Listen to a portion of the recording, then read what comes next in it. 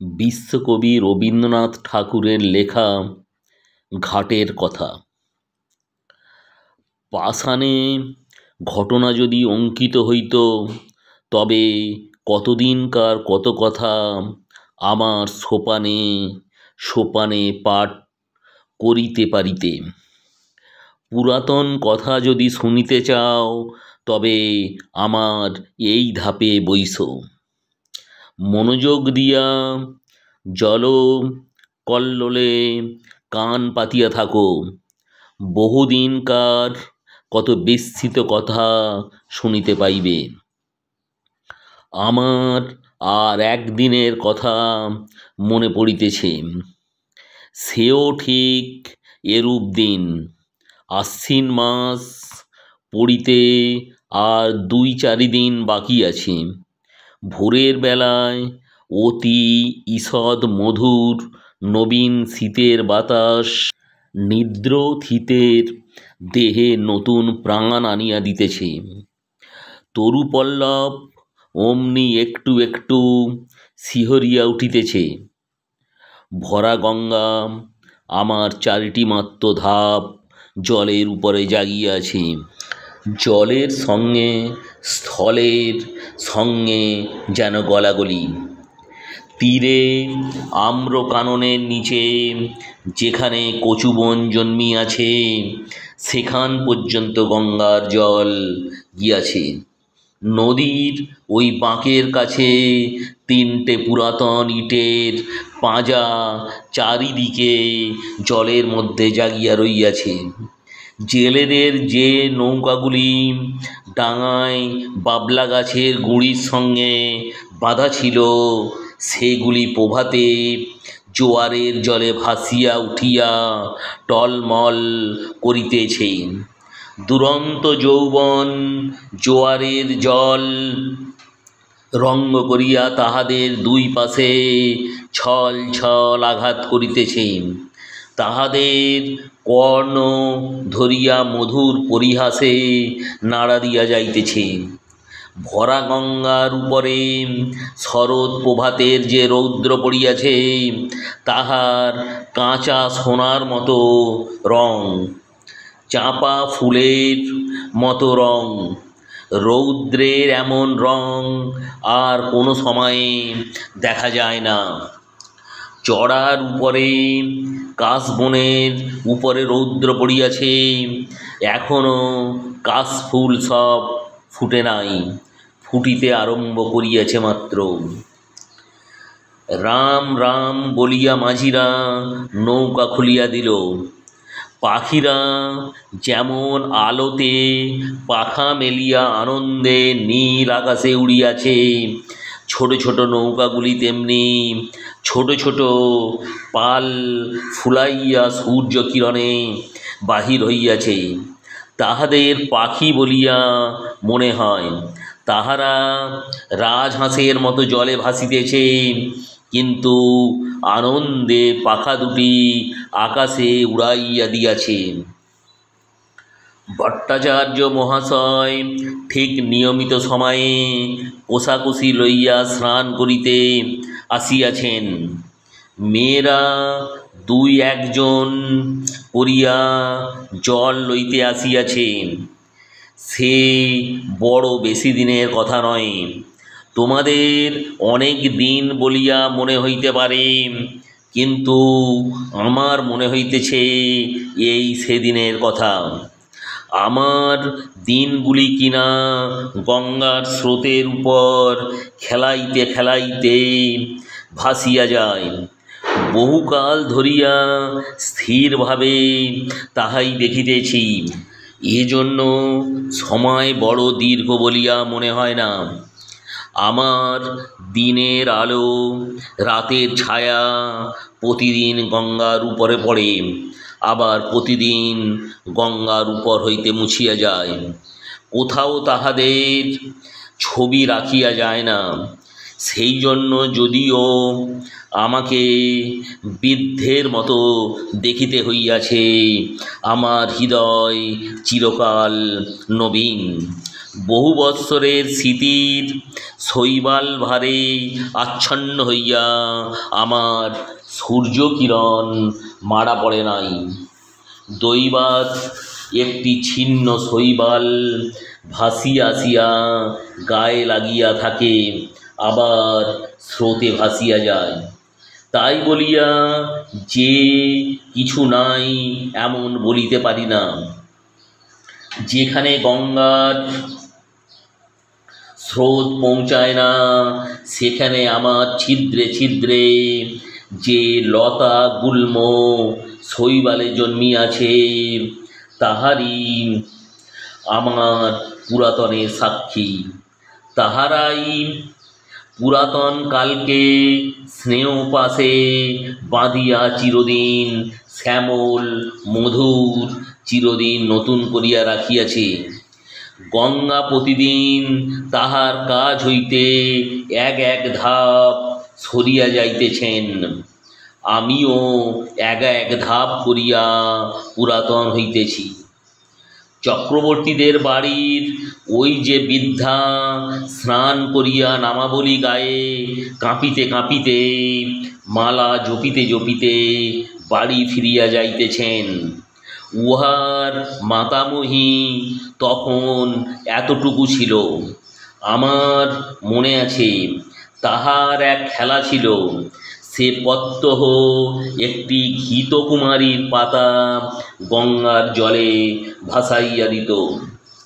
আমার দক্ষিণ বাহুর কাছে একটা পাকের মতো ছিল, সেইখানে পাতাটা ক্রমাগত ঘুরিয়া ঘুরিয়া বেড়াইত।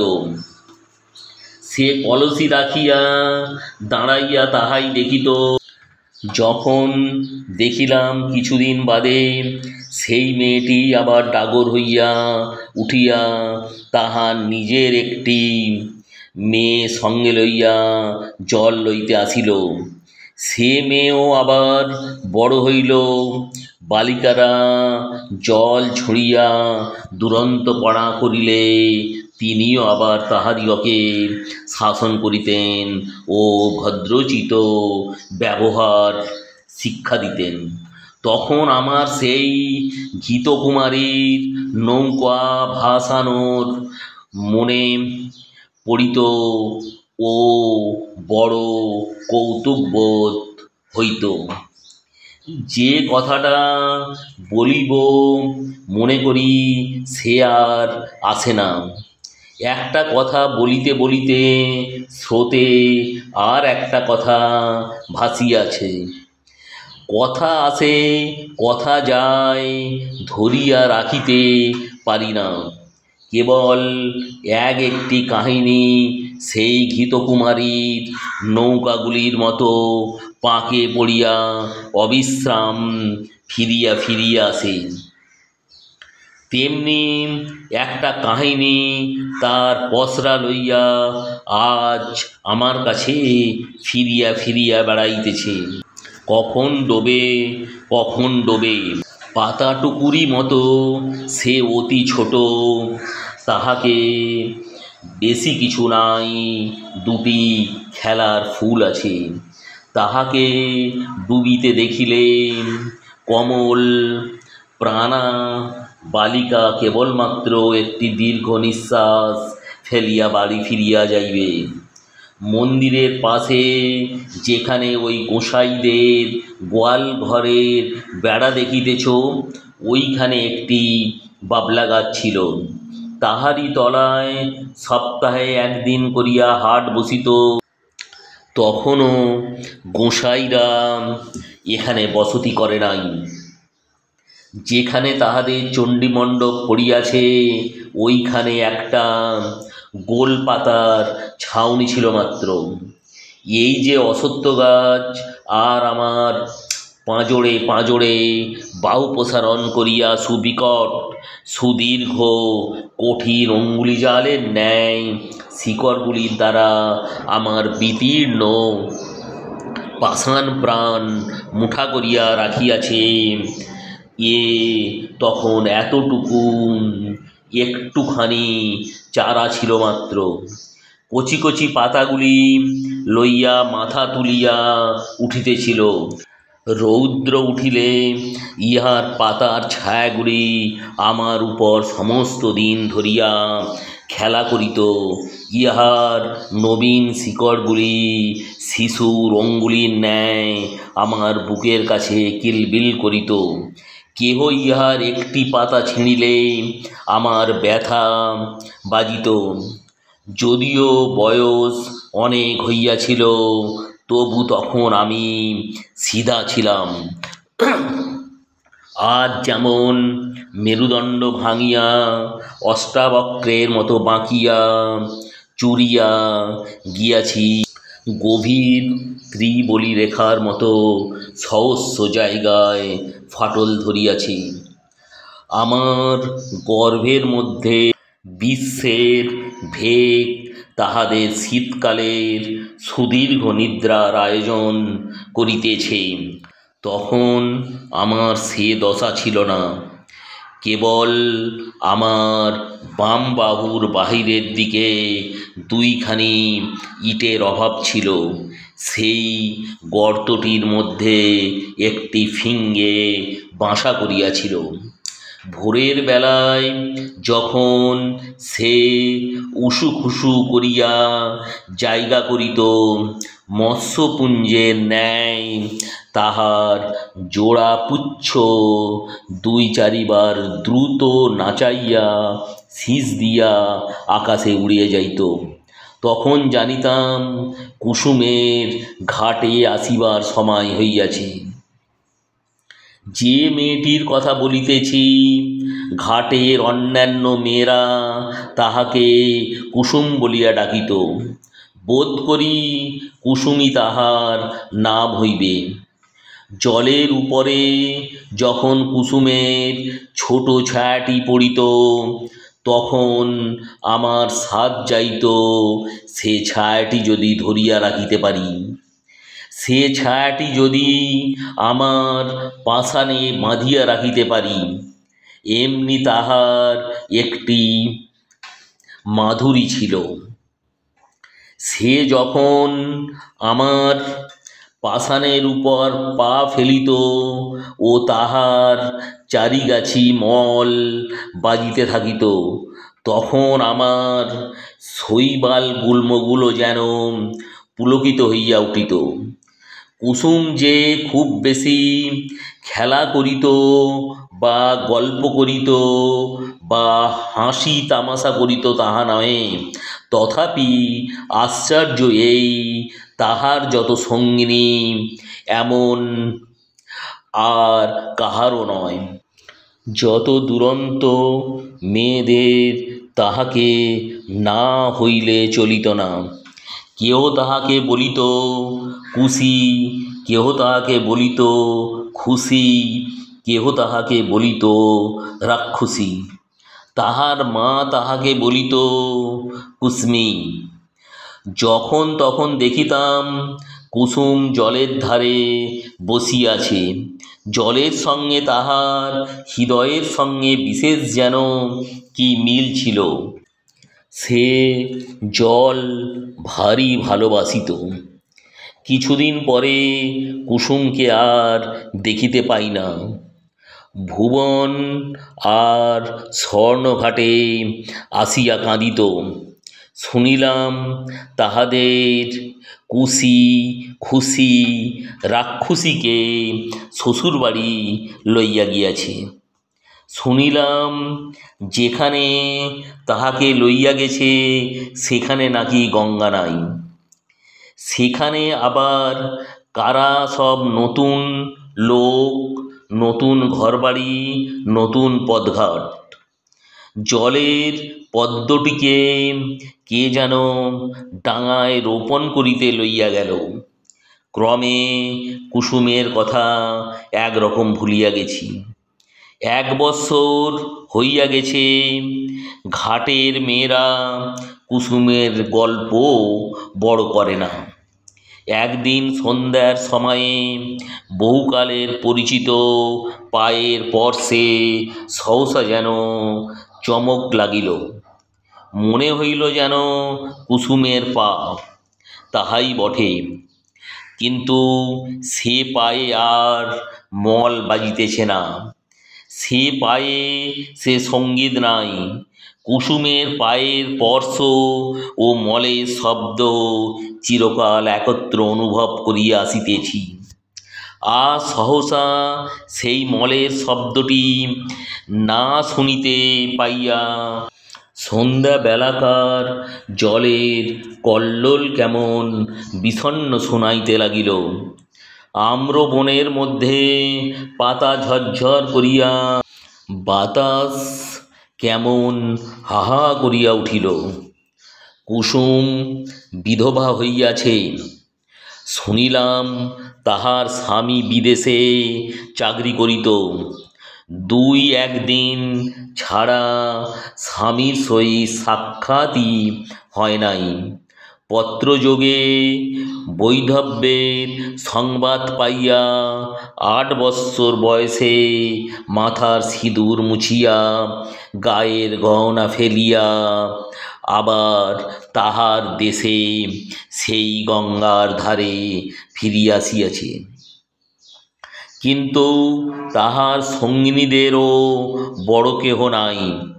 ভুবন স্বর্ণ অমলা শ্বশুর ঘর করিতে গিয়াছে, কেবল শরৎ আছে। কিন্তু শুনিতেছি অঘ্রাণ মাসে তাহারও বিবাহ হইয়া যাইবে। কুসুম নিতান্ত একলা পড়িয়াছে, কিন্তু সে যখন 2টি হাঁটুর উপর মাথা রাখিয়া চুপ করিয়া আমার ধাপে বসিয়া থাকিত, তখন আমার মনে হইত যেন নদীর ঢেউগুলি সবাই মিলিয়া হাত তুলিয়া তাহাকে কুশি খুশি রাক্ষসী বলিয়া ডাকাডাকি করিত। বর্ষার আরম্ভে গঙ্গা যেমন প্রতিদিন দেখিতে দেখিতে ভরিয়া ওঠে, কুসুম তেমনি দেখিতে দেখিতে প্রতিদিন সৌন্দর্যে যৌবনে ভরিয়া উঠিতে লাগিল। কিন্তু তাহার মলিন বসন, করুণ মুখ, শান্ত স্বভাবে তাহার যৌবনের উপর এমন একটা ছায়াময় আবরণ রচনা করিয়া দিয়াছিল যে সে যৌবন, সে বিকশিত রূপ সাধারণের চোখে পড়িত না। কুসুম যে বড় হইয়াছে এ যেন কেহ দেখিতে পাইত না। আমি তো পাইতাম না। আমি কুসুমকে সেই বালিকাটির চেয়ে বড় কখনো দেখি নাই। তাহার মল ছিল না বটে, কিন্তু সে যখন চলিত আমি সেই মলের শব্দ শুনিতে পাইতাম। এমনি করিয়া 10 বৎসর কখন কাটিয়া গেল, গাঁয়ের লোকেরা কেহ যেন জানিতেই পারিল না। এই আজ যেমন দেখিতেছ, সে বৎসরও ভাদ্র মাসে শেষাশেষি এমন একদিন আসিয়াছিল। তোমাদের প্রপিতামহীরা সেদিন সকালে উঠিয়া এমনিতর মধুর সূর্যের আলো দেখিতে পাইয়াছিলেন। তাহারা যখন এতখানি ঘোমটা টানিয়া কলসি তুলিয়া লইয়া আমার উপরে প্রভাতের আলো আরও আলোময় করিবার জন্য গাছপালার মধ্য দিয়া গ্রামের উঁচু নিচু রাস্তার ভিতর দিয়া গল্প করিতে করিতে চলিয়া আসিতেন, তখন তোমাদের সম্ভাবনাও তাহাদের মনের এক পার্শ্বে উদিত হইত না। তোমরা যেমন ঠিক মনে করিতে পারো না, তোমাদের দিদিমারাও সত্য সত্যই একদিন খেলা করিয়া বেড়াইতেন। আজিকার দিন যেমন সত্য, যেমন জীবন্ত, সেদিনও ঠিক তেমনি সত্য ছিল। তোমাদের মতো তরুণ হৃদয়খানি লইয়া সুখে দুঃখে তাহারা তোমাদের মতো টলমল করিয়া দুলিয়াছেন, তেমনি আজিকার এই শরতের দিন তাহারা হীন, তাহাদের সুখ দুঃখের স্মৃতি লেশমাত্র হীন। আজিকার এই শরতের সূর্য করোজ্জ্বল আনন্দ ছবি তাহাদের কল্পনার নিকটে তদপেক্ষা অগোচর ছিল। সেদিন ভোর হইতে প্রথম উত্তরের বাতাস অল্প অল্প করিয়া বহিতে আরম্ভ করিয়া ফুটন্ত বাবলা ফুলগুলি আবার উপরে এক আধটা উড়াইয়া ফেলিতেছিল। আমার পাষাণের উপরে একটু একটু শিশিরে রেখা পড়িয়াছিল। সেদিন সকালে কোথা হইতে গৌরতনু সৌম্যোজ্জ্বল মুখচ্ছবি দীর্ঘকায় এক নবীন সন্ন্যাসী আসিয়া আমার সমস্ত ওই শিব মন্দিরে আশ্রয় লইলেন। সন্ন্যাসীর আগমন বার্তা গ্রামে রাষ্ট্র হইয়া পড়িল। মেয়েরা কলসি রাখিয়া বাবা ঠাকুরকে প্রণাম করিবার জন্য মন্দিরে গিয়া ভিড় করিল। ভিড় প্রতিদিন বাড়িতে লাগিল। একে সন্ন্যাসী, তাহাতে অনুপম রূপ, তাহাতে তিনি কাহাকেও অবহেলা করিতেন না। ছেলেদের কোলে লইয়া বসাইতেন, জননীদিগকে ঘরকন্যার কথা জিজ্ঞাসা করিতেন।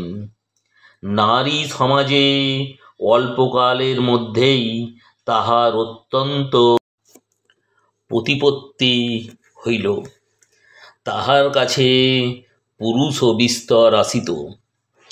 কোনোদিন ভাগবত পাঠ করিতেন, কোনোদিন ভাগবত গীতার ব্যাখ্যা করিতেন, কোনোদিন মন্দিরে বসিয়া নানা শাস্ত্র লইয়া আন্দোলন করিতেন।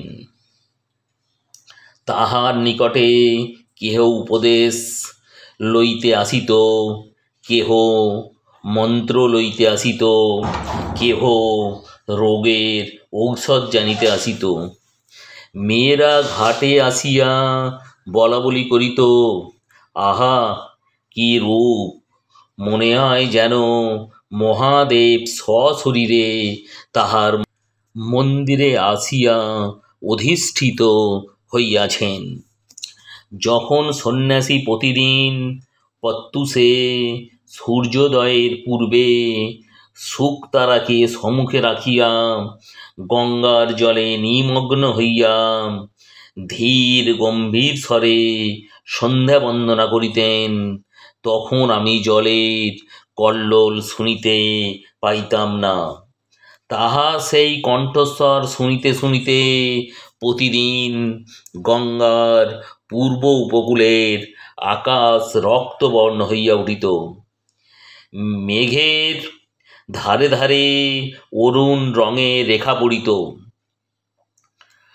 অন্ধকার যেন বিকশোন্মুখ কুঁড়ির আবরণ পুটের মতো ফাটিয়া চারিদিকে নামিয়া পড়িত ও আকাশ সরোবরে উষা কুসুমের লাল আভা অল্প অল্প করিয়া বাহির হইয়া আসিত।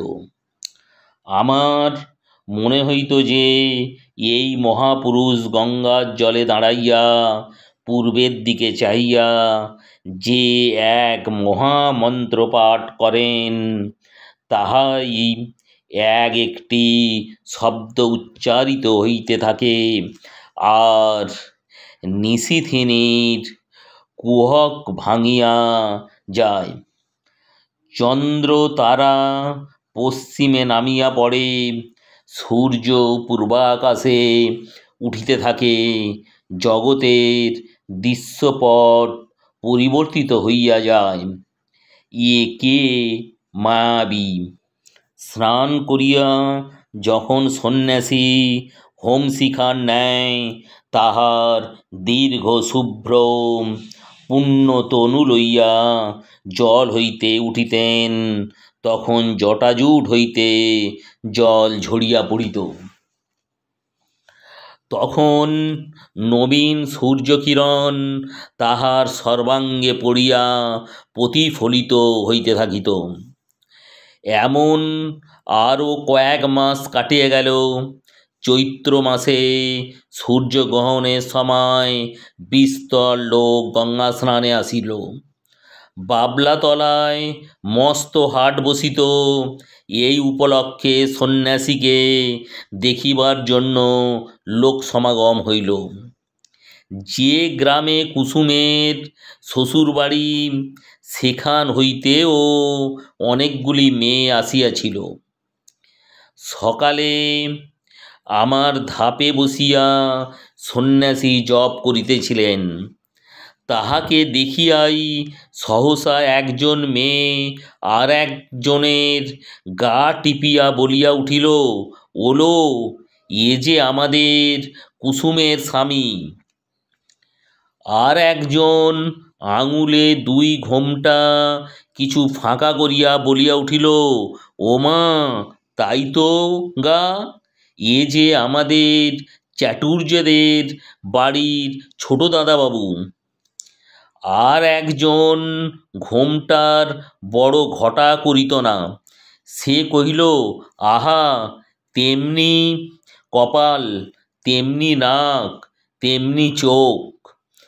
আর একজন সন্ন্যাসীর দিকে মনোযোগ না করিয়া নিঃশ্বাস ফেলিয়া কলসি দিয়া জল ঠেলিয়া বলিল, আহা, সে কি আর আছে, সে কি আর আসবে, কুসুমের কি তেমনি কপাল। তখন কেহ বলিল তার এত দাড়ি ছিল না, কেহ বলিল সে এমন একহারা ছিল না, কেহ কহিল সে যেন এতটা লম্বা ছিল না। এই রূপে এ কথাটার এক রূপ নিষ্পত্তি হইয়া গেল, আর উঠিতে পাইল না। গ্রামের আর সকলেই সন্ন্যাসীকে দেখিয়াছিল, কেবল কুসুম দেখে নাই। অধিক লোক সমাগম হওয়াতে কুসুম আমার কাছে আসা একেবারে পরিত্যাগ করিয়াছিল। একদিন সন্ধ্যাবেলা পূর্ণিমা তিথিতে চাঁদ উঠিতে দেখিয়া বুঝি আমাদের পুরাতন সম্বন্ধ তাহার মনে পড়িল। তখন ঘাটে আর কেহ লোক ছিল না। ঝিঁঝি পোকা ঝিঁঝি করিতেছিল। মন্দিরের কাঁসর ঘণ্টা বাজা এই কিছুক্ষণ হইল শেষ হইয়া গেল। তাহার শেষ শব্দতরঙ্গ ক্ষীণতর হইয়া পরপারের ছায়াময় বনশ্রেণীর মধ্যে ছায়ার মতো মিলাইয়া গেছে। পরিপূর্ণ জ্যোৎস্না জোয়ারের জল ছলছল করিতেছে। আমার উপরে ছায়াটি ফেলিয়া কুসুম বসিয়াছে। বাতাস বড় ছিল না, গাছপালা নিস্তব্ধ। কুসুমের সম্মুখে গঙ্গার বক্ষে আবরিত প্রসারিত জ্যোৎস্না। কুসুমের পশ্চাতে আশেপাশে ঝোপে ঝাপে গাছপালায়, মন্দিরের ছায়ায়, ভাঙা ঘরের ভিত্তিতে, পুষ্করিণীর ধারে তালবনে অন্ধকারে গা ঢাকা দিয়া মুখে মুড়ি দিয়া বসিয়াছি। ছাতিম গাছের শাখায় বাদুড় ঝুরিতেছে।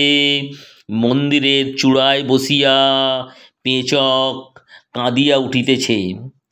লোকালয়ের কাছে শিয়ালের উচ্চ চিৎকার ধ্বনি উঠিল ও থামিয়া গেল। সন্ন্যাসী ধীরে ধীরে মন্দিরের ভিতর হইতে বাহির হইয়া আসিলেন। ঘাটে আসিয়া 2-1 সোপান নামিয়া একাকিনী রমণীকে দেখিয়া ফিরিয়া যাইবেন মনে করিতেছেন। এমন সময় সহসা কুসুম মুখ তুলিয়া পশ্চাতে চাহিয়া দেখিল, তাহার মাথার উপর হইতে কাপড় পড়িয়া গেল। ঊর্ধ্বমুখ ফুটন্ত ফুলের উপরে যেমন জ্যোৎস্না পড়ে, মুখ তুলিতেই কুসুমের মুখের উপর তেমনি জ্যোৎস্না পড়িল। সেই মুহূর্তেই উভয়ের দেখা হইল, যেন চেনাশোনা হইল। মনে হইল যেন পূর্বজন্মের পরিচয় ছিল। মাথার উপর দিয়া পেচক ডাকিয়া চলিয়া গেল। শব্দে সচকিত হইয়া আত্মসম্বরণ করিয়া কুসুম মাথার কাপড় তুলিয়া দিল। উঠিয়া সন্ন্যাসীর পায়ের কাছে লুটাইয়া প্রণাম করিল। সন্ন্যাসী আশীর্বাদ করিয়া তাহাকে জিজ্ঞাসা করিলেন, তোমার নাম কি? কুসুম কহিল, আমার নাম কুসুম। সে রাত্রে আর কোনো কথা হইল না। কুসুমের ঘর খুব কাছেই ছিল। কুসুম ধীরে ধীরে চলিয়া গেল। সে রাত্রে সন্ন্যাসী অনেকক্ষণ পর্যন্ত আমার সোপানে বসিয়াছিলেন। অবশেষে যখন পূর্বের চাঁদ পশ্চিমে আসিল, সন্ন্যাসীর পশ্চাতের ছায়া সম্মুখে আসিয়া পড়িল, তখন তিনি উঠিয়া মন্দিরে গিয়া প্রবেশ করিলেন। তাহার পরদিন হইতে আমি দেখিতাম কুসুম প্রত্যহ আসিয়া সন্ন্যাসীর পদধূলি লইয়া যাইত। সন্ন্যাসী যখন শাস্ত্র ব্যাখ্যা করিতেন, তখন সে একধারে দাঁড়াইয়া শুনিত।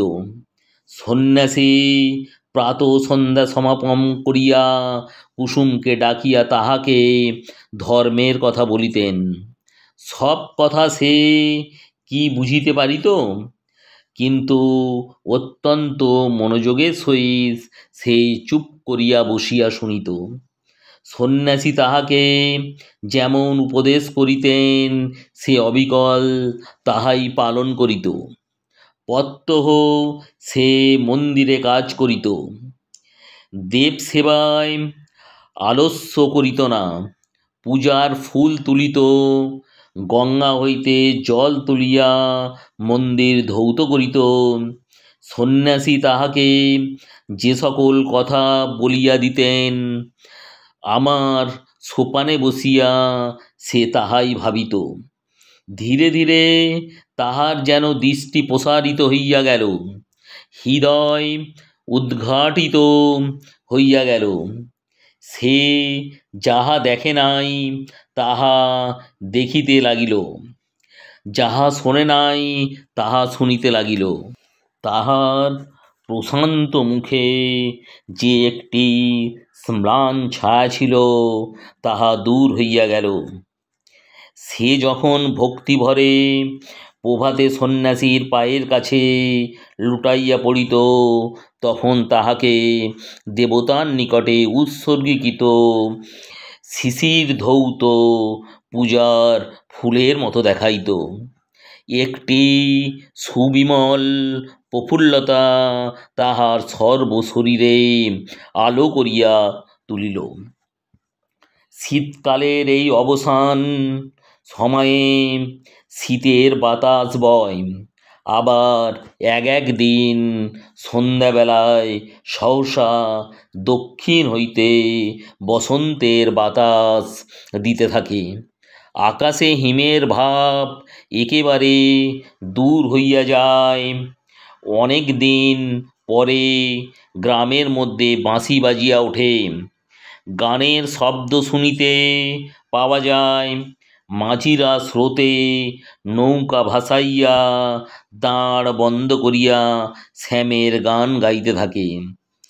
শাখা হইতে শাখান্তরে পাখিরা সহসা পরম উল্লাসে উত্তর প্রত্যুত্তর করিতে আরম্ভ করে।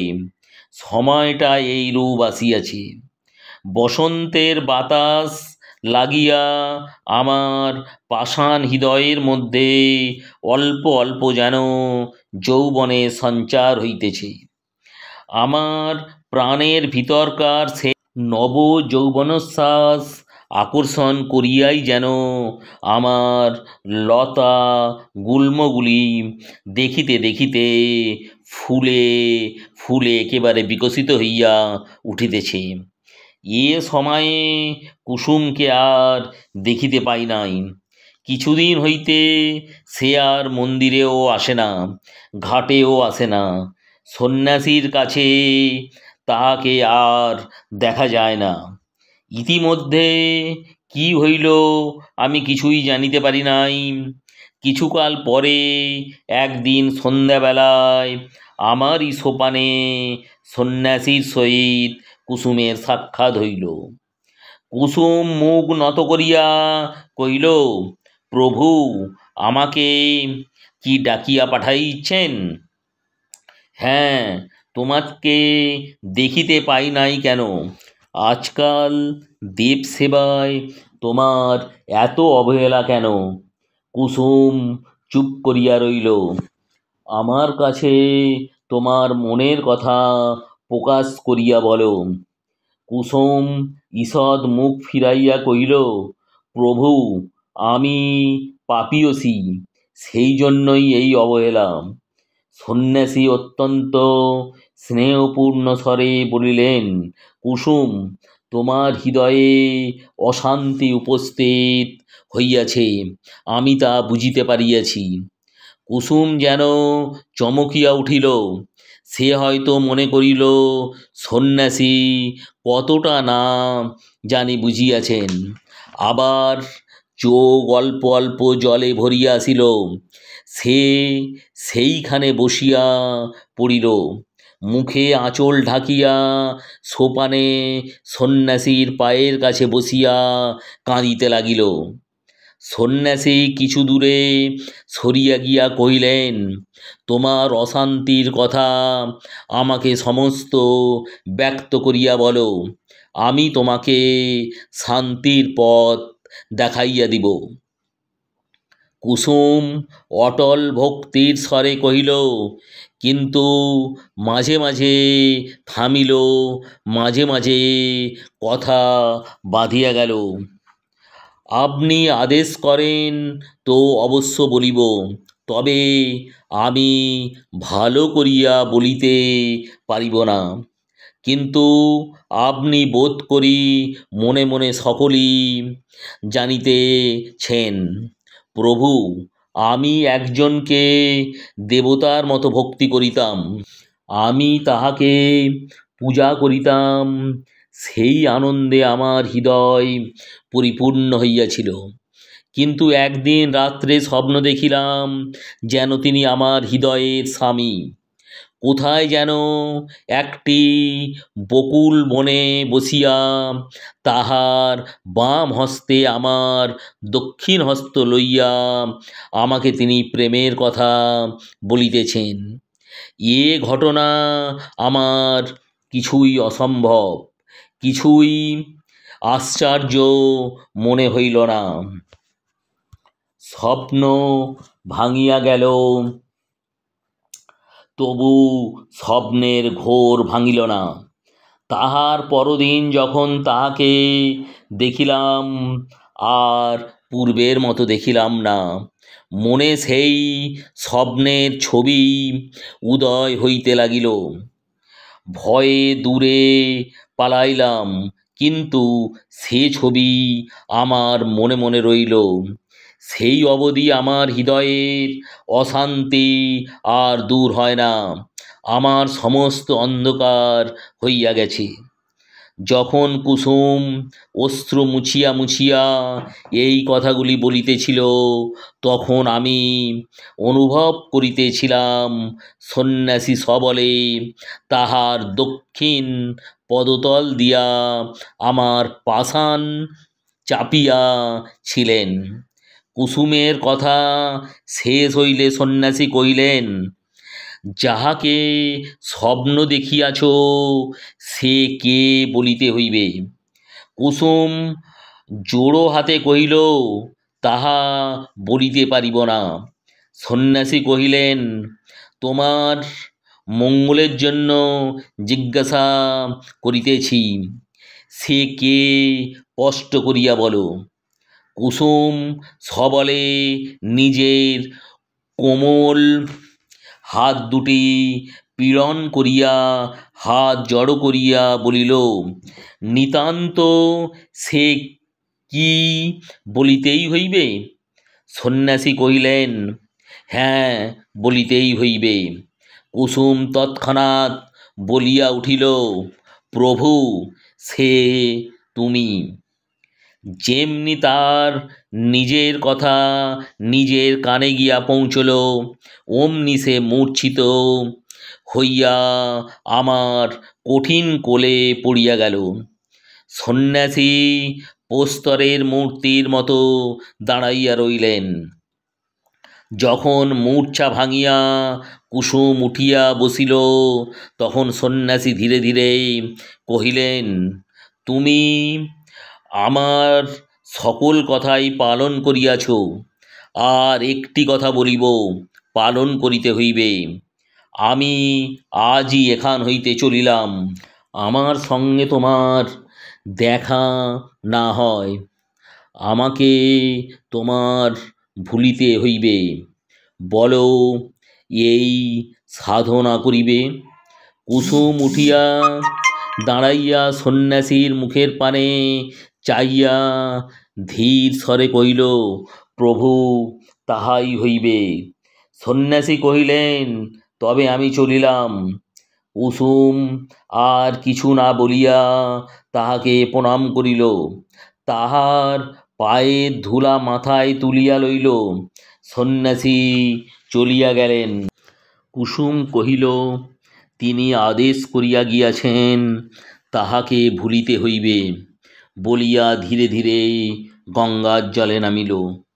এতটুকু বেলা হইতে সে এই জলের ধারে কাটাইয়াছে। শান্তির সময় এ জল যদি হাত বাড়াইয়া তাহাকে কোলে করিয়া না লইবে, তবে আর কে লইবে। চাঁদ অস্ত গেল, রাত্রি ঘোর অন্ধকার হইল। জলের শব্দ শুনিতে পাইলাম, আর কিছু বুঝিতে পারিলাম না। অন্ধকারে বাতাস হু করিতে লাগিল, পাছে তিলমাত্র কিছু দেখা যায় বলিয়া সে যেন ফুঁ দিয়া আকাশের তারাগুলিকে নিবাইয়া দিতে চায়। আমার কোলে সে খেলা করিত, সে আজ তাহার খেলা সমাপন করিয়া আমার কোল হইতে কোথায় সরিয়া গেল জানিতে পারিলাম না। যদি ভালো লাগে সাবস্ক্রাইব করুন, লাইক করুন, শেয়ার করুন। Thank you.